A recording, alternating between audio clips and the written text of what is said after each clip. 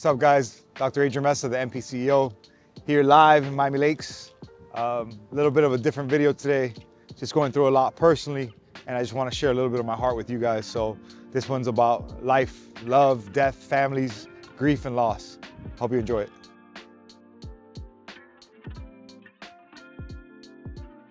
January 6, 2025, everybody's back to work today. I had the unfortunate news to hear that my grandmother had a massive cardiac event on Saturday. She's laying in a bed right now, intubated. So when I say intubated, for those of you guys that don't know, it means you have a tube in your trachea that's helping you breathe. But the truth is that I know neurologically, like mentally, she's not there. And it's like what happens with a lot of people when you have a loved one who has a major end-of-life incident where there's division in the family because some people believe that some sort of miracle is gonna happen and people are gonna be raised from basically the dead. And there's those of us that understand, I guess, what we're seeing, which is end of life. And so I know a lot of families struggle with just even having conversations about death. This is essential that you have these conversations earlier on before you get to this point, because now there's discussions about finances and burial services and funerals, and so it becomes difficult. So it's really, really important. I would encourage you, if you don't have a living will, get a living will. If you don't have your assets in a trust, put them in a trust. Make sure you just let people know what you're leaving to whom, and just get that stuff out of the way before you get to this point. Sorry to bring you so much good news in 2025, but this is just the reality. The reality is I've been up since 3 a.m., haven't slept much, been through a little bit of a roller coaster of emotions, but you know, I'm still checking in on my business because I guess that's part of it, right? It doesn't stop. Taking some time to record this just to share with you guys, I guess. When you're going through grief and loss, when a family member is passing away or has passed away, at least in the process of death, while that person is hospitalized and let's say they are intubated and there's a machine that's breathing for them, there's always going to be conflict that arises. Families are very complicated and complex things, right? Think about your family unit and the different relationships that exist, the different conflicts that have come up over the years, and all of a sudden somebody is dying, and now that family finds themselves all in one room. It's important to stay grounded. It's important for somebody to be the objective voice and to just keep it real. I think regret is just an emotion that we all feel no matter what.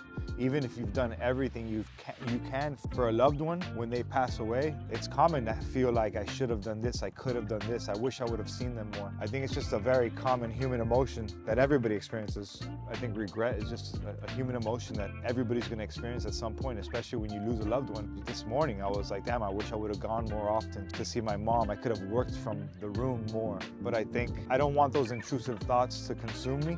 So I challenge them and say, no, I went when I could. I went when I wanted to be there and wanted to show love to her and receive her love as well. All I could do moving forward is take care of the person who's been taking care of her, which is my mom. My mom's been at the bedside there in a condo in Hialeah for 8 years, and nobody else will ever see that struggle. Nobody will know her efforts. Nobody will see all the work she put in, all the sleepless nights. And those are the things that, you know, they'll never get shine, but they matter more than anything else in this lifetime, because we can place value on material things and the home and the real estate that you purchase and your business growing. But if you're in your deathbed and you don't have anybody who's surrounding you that shows you love, my grandmother, I'm not trying to get emotional here, but my grandmother never had money to give. In fact, she was always praying to be blessed by somebody, and somehow or another she always got through. But everything that my grandmother has given me in my lifetime can't be replaced, and there's no sort of inheritance that can match all the love, support, counseling that she gave me throughout my lifespan. I know a lot of people look forward to inheritance when somebody passes away. Maybe they inherit a property or some jewelry, but I can say that there's nothing material that I will inherit from my grandmother. Would never trade anything for all of the love, affection, counseling, and mentorship she gave me over the years. So abuela, gracias por todo. It's interesting to look around a room when you have your family all surrounding, you know.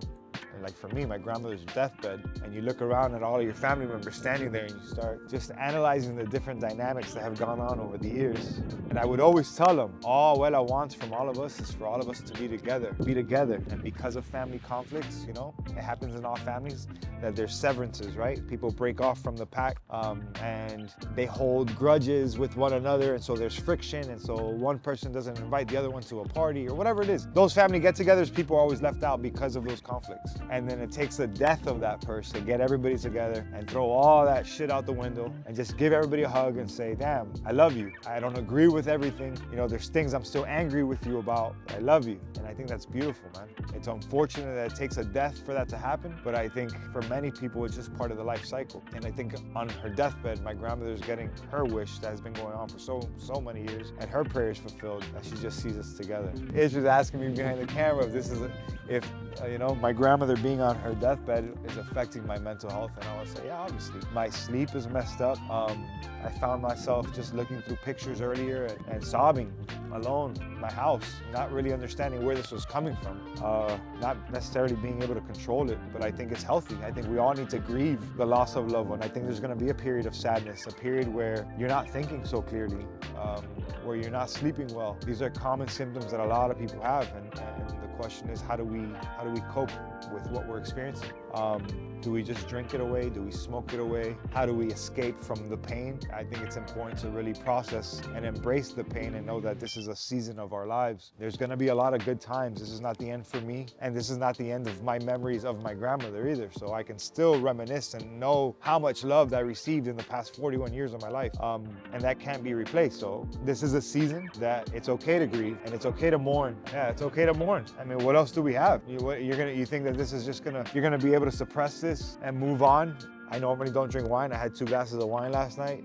I think that's just me understanding, like, I know what I'm going through. I'm not gonna suppress it all day by drinking bottles of wine, but I think last night I was just like, damn, I wanna sleep a little bit more, which didn't work. You know how a lot of times when you're going through something, somebody else wants to share what they've been through, and that doesn't necessarily help the person who's experiencing what they're experiencing. So if I go and I tell somebody, hey, my grandmother's in her deathbed, I'm really struggling, I'm going through it, and their response to me is, oh yeah, my grandmother was intubated and she had a stroke and she was dying too, and it was really rough for me. That doesn't necessarily do anything for the person that's grieving. Sometimes those people just need to be listened to. They need to be allowed to be heard, for their emotions to be expressed, especially if they're giving that gift to you. If somebody trusts you enough to tell you about what they're experiencing intimately in their hearts because the death of a loved one, then just sit and listen. If somebody's telling you about any sort of major loss in their lives, they don't necessarily want to hear your experiences of that death. I know that sounds selfish, but it's that moment where you need to be selfless and just let that other person communicate to you what they're experiencing, and just let them be heard and let them know that you're there for them. It's not a competition of, oh, well, you've been through this, well, I've also been through this. No, that's not the time for that. The time is just to listen, be present, show them love, give them a hug, and let them share their experiences. That's it. It's not that complicated, and sometimes people get very uncomfortable over these conversations because people don't know how to listen, right? And I'm not being offensive. Listening is an art form. To listen to somebody else's story, to sit in silence and allow them to express themselves and have those periods, those pauses and those gaps without filling it with words, it's okay. Just sit there with them, let them experience what they're experiencing, let them process their thoughts and their emotion, and allow them to express themselves. That's gonna be a lot more effective, and they're gonna feel it's gonna be much more therapeutic for them, for you to sit and listen and give them that space, as opposed to trying to fill that space with just random words or expressions like, oh, at least you had it for so many years. That doesn't help. So I think listening is so important, and a lot of people aren't good at it. But whatever titles you give yourself, it's all a facade. We're all human beings at the end of the day. We all suffer, we all bleed, we all hurt, and we all need healing. So to sit here and pretend like everything is all good when my grandmother is dying in the hospital is like completely false, you know? And it's the reality, right? Like, it's raw and real. This is what it is. You know, you can own whatever you want, but still be broken by life circumstances. The amount of money that you have doesn't prevent you from experiencing tragedy and trauma. It doesn't. And I think people get that mixed up. They think, does money make life easier? Yes, but does it prevent you or like protect you from everything that can happen to your life? No, at all. Like, this is a person who's been my rock, my heart and soul. Like, I used to get out of work when I was working at Jackson Memorial Hospital, and the first person I would call on the way home was my grandma. I have this one recording of her. So she was either always calling me for a ride or just to see how I was doing. She would call me from Sedanos just to be like, hey, I did my groceries already, can you come pick me up? And I'm like, abuela, I'm in Coral Gables. I didn't ask you where you were. Can you come pick me up or not? Oh, maybe you should call my brother or my mom because I think they're in the area. Don't tell me who to call. Just tell me, can you pick me up? But this is one of those times where she was just, I think she was concerned. I don't know what was going on, but this lady's a prayer warrior and she just wanted to look out for me.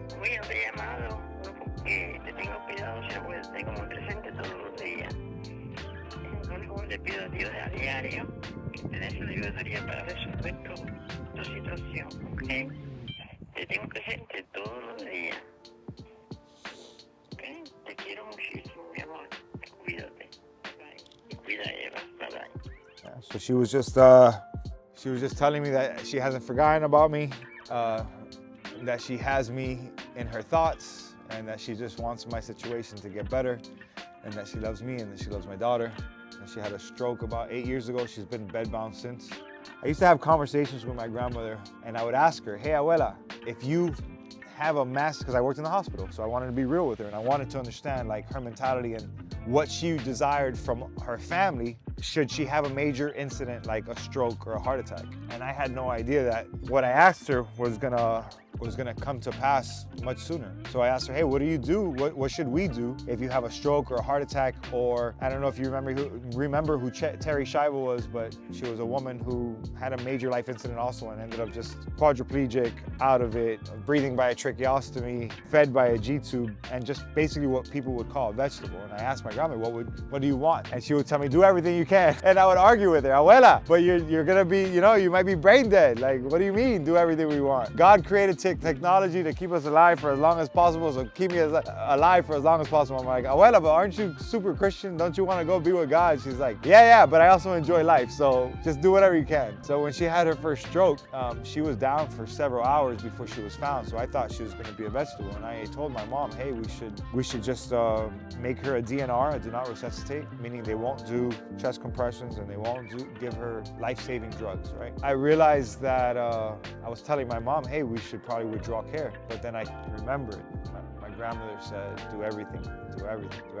And so my mom did, and she came back. I mean, I have videos here of me helping her try to stand up and her dancing on her chair, and despite everything she had been through, she still had joy and laughter and love to give, being bedbound. And it's unfortunate that just last week, or a few days ago, she had a massive heart attack, and it looks like this is it.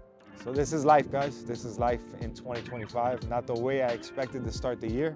I'm still hopeful. I know that this is a season of mourning, a season to give love and respect to somebody who gave me love and respect for all of her life. It doesn't stop me from anything. It won't deter me from what I want to do with my life, but it does give me perspective for sure in terms of what are the things that really matter and what are the things that we need to really value in our lifetime. I don't know who's going to be surrounding me on my deathbed. I don't know who's gonna show me love should I have some sort of stroke or something that makes me bedbound. Like, who's gonna take care of me? She never lacked that. So I'm gonna continue to treat people with love and respect and have faith that moving forward, I'll continue to be surrounded with her love and other people's love, because that's all I give out. That's all I try to give out. I've been seeing death repeatedly from the age of 23, working in the pediatric ICU, a little bit in the adult ICU, but just being in the hospital system as a whole, like, you see a lot of death. So for me, it's easy to come to grips with it because I've seen it happen to people who are not deserving of death, right? People whose kids come in with a motor vehicle accident or just some diagnosis you never even heard of, heart issues, lung issues, needing a transplant, right? And you wonder, why do bad things happen to good people? Death to me is just an objective thing that happens to each and every person. I think a major reason why I love photography so much is because I could capture life and it's the only tool in the world that could freeze time. And so all I have is these moments of freeze time that I've captured with my grandma, with my daughter, with my mom, with the family. And so that's what I have, right? And so that's why I value photography, because I think people feel that life is just this continuum that keeps going. But I'm very aware of the brevity of everything and how these things are not constant. You will not always be at the job that you're working at today. You will not always be a student in school. You will not always be in the career path that you're in right now. Your family will not always be there at the parties that you go to. Your children grow up and they move on. Friendships end. People die. We have to be aware that these are all just seasons of our lives, and they're transient. They keep going. They pass us by. And sometimes we look around and we realize it and we're like, oh shit, this is gone. What happened? So I think it's important to be conscious in the moment and really embrace what's going on around you. Encourage your kids and your family to put your phone down. Put it in a bucket somewhere in the house, or have those moments during the day where you guys can all be very in the moment so that those things don't just pass you by. And I think that's a major resolution for me this year, is to put this away, face down, do not disturb, and enjoy the people who are around me. If I'm using it to capture the moment, that's one thing. But if I'm scrolling through social media because I start getting consumed with it because I need those dopamine hits, and instead of enjoying the company of the people that are around me, then I know they got me. I definitely want to enjoy the real life that's around me instead of this artificial world that's in a phone that doesn't exist. I've never lived in. So I think that's what these things teach you, right?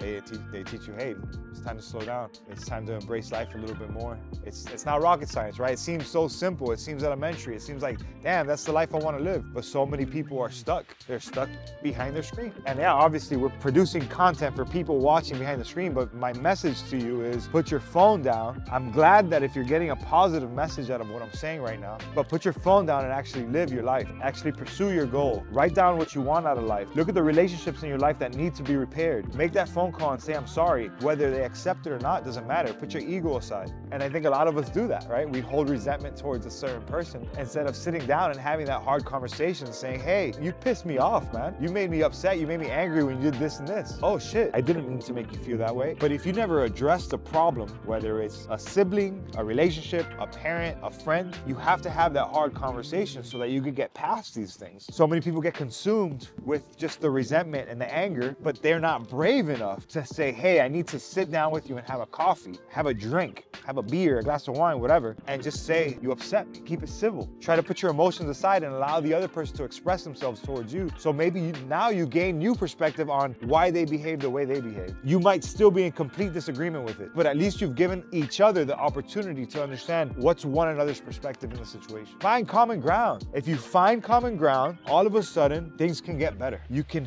heal that relationship. You can move forward. You can give yourselves a chance to sit in the same room without having this animosity. Life is too short, guys. It's too short. Stop living like it's forever. Stop thinking that everybody who surrounds you today is gonna be around forever, because there's gonna come a day where they're not gonna be around anymore. And I hope you weren't holding resentment towards that person. I hope you weren't holding yourself back from going to visit them, because I don't want you to be the person who regrets it when they're no longer here. I would hate to be that person. Life, it's a beautiful thing, but it hurts sometimes, huh? Every once in a while, like I said, life punches you in the face. This is one of those punches to the face, man.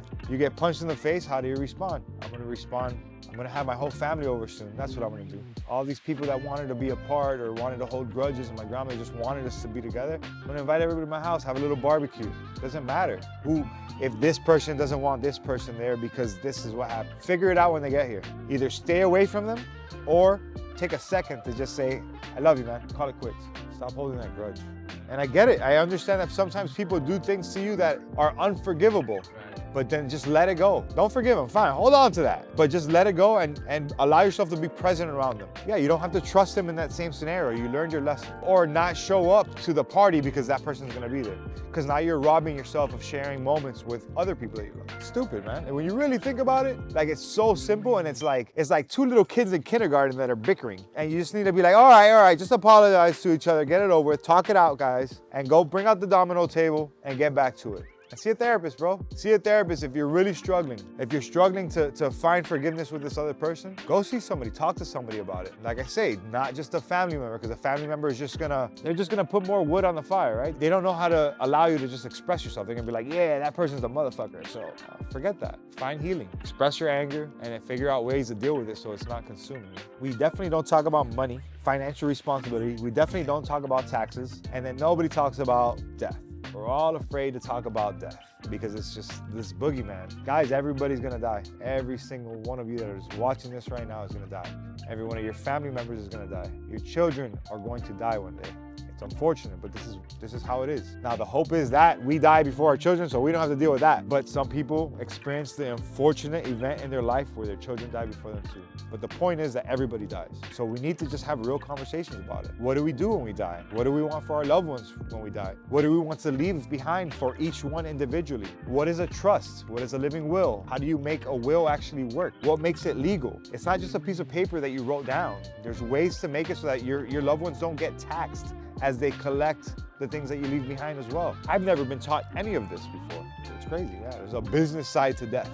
How much is a funeral? How much is a burial? Do you have that prepared? Are you ready for that? Is your family prepared for that? Is that gonna be a major financial burden to your loved ones should you pass away? How can you ease that burden? These are all questions I would ask myself, whether you're a business owner or just a human being, where you want to prepare yourself. And I'm not talking about life insurance. I'm just saying, like, have the bare minimum ready for when you die, to have the casket, the funeral services, the burial, the cremation taken care of. One less thing for your family to worry about. We need to get real and get responsible with what we leave behind. I don't want to leave debt behind. I don't want to leave a responsibility that my family's not ready for and everybody's scrambling and fighting about paying for services for my death. I mean, me personally, you could literally take my body, toss me in the ocean, throw some weights on it, and throw some chum so that sharks take me, because a body's just a body to me, for me. And I'm talking about me personally. I don't know the legality of that, but for my family that's listening, that's the way you could do it. You don't got to cremate me, you just rent a boat, take it out there, fishing trip,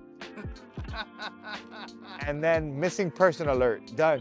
Throw a party at the house, have a barbecue, have some beers, look at my pictures. I took pictures for a lifetime. Look through my photographs, call it a day. This is the instructional video of how to dispose of my body. Monday, January 6th, sitting out here in a park talking about death. Two grown-ass men almost about, or I'm crying for sure.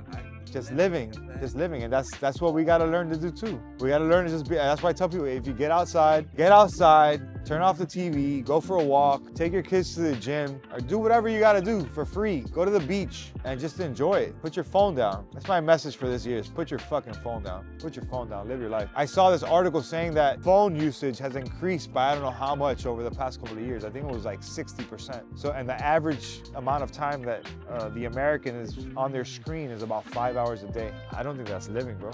So in a lifetime, if you're doing 5 hours a day, 365 days in the year, here, let's figure this out. 5 hours in a day, 365, 1,825 hours a year. Let's say I got 40 years of life left, right? Times 40 equals, divided by 365. That means in the next 40 years, I'll spend 200 days, so almost a full year, or half a year, a little bit more than half a year of my life on the phone. That doesn't sound right, I think it should be more. 365 times 5 hours a day, times 40 years, 73,000, and I divide that by 365. I don't want to spend 200 days of my life on my phone. Yeah, I just spent a week in New York with my daughter, my niece, my girlfriend, and we literally did nothing. We literally just roamed the city. We ate, we walked around, and we just talked. And we observed the world around us. And it was such a good time. There was no plan, there was no Empire State Building, there was no tourist attractions.